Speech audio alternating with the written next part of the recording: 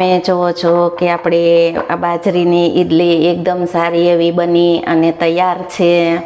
Hello friend, તો તમારું સ્વાગત છે મારા રસોડામાં। તો અવનવી વાનગી જોવા માટે ચેનલને સબસ્ક્રાઈબ કરો। જો મારો વિડીયો ગમે તો વિડીયોને લાઈક કરો, શેર કરો, કમેન્ટ કરો।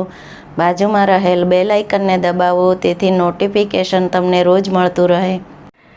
આજે હું તમારી સાથે શેર કરીશ બાજરીની ઈડલીની રેસીપી। તો ચાલો શરૂ કરીએ રેસીપી। બાજરીની ઈડલી બનાવવા માટે 100 ગ્રામ આપણે બાજરીનો લોટ લીધેલો છે। 4 ચમચી રવો, અડધી વાટકી લીલા વટાણાને બાફીને લીધેલા છે, અડધી વાટકી ખમણેલું ગાજર, 1 ચમચી મરીનો ભૂકો, 1 ચમચી સફેદ તલ, અડધી વાટકી આપણે ખાટું દહીં લીધેલું છે અને અડધી વાટકી આપણે કટિંગ કરેલા ધાણા લીધેલા છે। પહેલાં આપણે ઈડલીનું બેટર તૈયાર કરી લેશું। તો આપણે આ 4 ચમચી રવાનો ઉપયોગ કરેલો છે। જો તમે રવાનો ઉપયોગ કરશો તો ઈડલી એકદમ સોફ્ટ બનશે। અડધી વાટકી આપણે ખાટું દહીં લીધેલું છે। જો તમારી પાસે દહીં અવેલેબલ ન હોય તો તમે ખાટી છાશનો પણ ઉપયોગ કરી શકો છો અને તે પણ ન હોય તો પાણીનો પણ ઉપયોગ કરી શકો છો। તો આપણે હાથની મદદથી આ રીતે બેટરને તૈયાર કરશું। તો પહેલાં આપણે દહીંને સારી રીતે મિક્સ કરી અને પછી આપણે પાણીનો ઉપયોગ કરશું। જરૂર પ્રમાણે આપણે પાણીનો ઉપયોગ કરશું।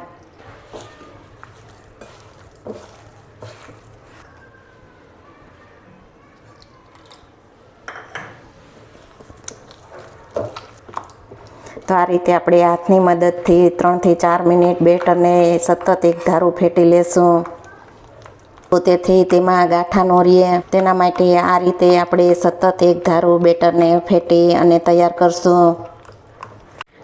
બેટરને 3 થી 4 મિનિટ ફેટશું તો બેટરની કન્સિસ્ટન્સી એકદમ સ્મૂથ થઈ જશે અને બેટરમાં ગાંઠા પણ નહીં રહે। તો તમે જુઓ છો કે બેટરની કન્સિસ્ટન્સી એકદમ સ્મૂથ તૈયાર થઈ ગઈ છે।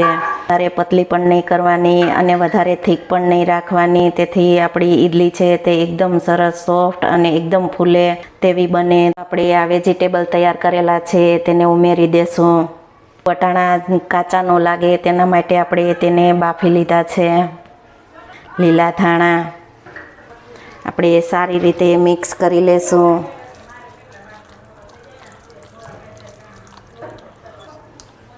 તો આપણે આ વેજીટેબલને સારી રીતે મિક્સ કરી લીધા છે તો તેને આપણે 10 મિનિટ રેસ્ટ આપી દેશું। 10 મિનિટ થઈ ગઈ છે। આપણે તેમાં અડધી ચમચી આદુ મરચુંની પેસ્ટ ઉમેરશું, મરી પાવડર, સફેદ તલ, સ્વાદ પ્રમાણે મીઠું। આપણે આ બધી જ વસ્તુને સારી રીતે મિક્સ કરી લેશું। આમાં તમે વધારે વેજીટેબલ્સનો પણ ઉપયોગ કરી શકો છો। અડધી ચમચી ઈનાનો ઉપયોગ કરશું તો ઈનાની જગ્યાએ તમે સોડાનો પણ ઉપયોગ કરી શકો છો। સોડાને એક્ટિવેટ કરવા માટે આપણે 1 ચમચી લીંબુના રસનો ઉપયોગ કરશું। બેટરને આપણે સારી રીતે મિક્સ કરી લેશું। તો આપણે ઈડલીનું મોલ્ડ લીધેલું છે તો તેમાં આપણે બેટર નાખી અને આપણે ઈડલીને સ્ટીમ કરવા રાખી દેશું।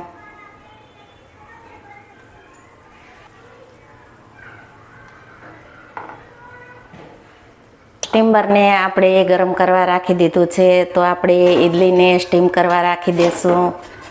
ઈડલીને આપણે હાઈ ગેસની ફ્લેમ ઉપર 12 થી 13 મિનિટ આપણે તેને સ્ટીમ થવા દેશું। 12 થી 13 મિનિટ પછી તેને ચેક કરી લેશું। 13-14 મિનિટ જેવું થઈ ગયું છે તો આપણે ઈડલીને ચેક કરી લેશું। તો તમે જુઓ છો કે ચાકુ એકદમ ક્લીન આવે છે તો ઈડલી આપણી એકદમ સારી એવી સ્ટીમ થઈ ગઈ છે। 5 મિનિટ આપણે ઈડલીને ઠંડી થવા દેશું। 5 મિનિટ થઈ ગઈ છે અને આપણી ઈડલી એકદમ સારી એવી ઠંડી થઈ ગઈ છે। તેને આપણે આ રીતે ચાકાના મદદથી ઉચકાવી અને કાઢી લેશું।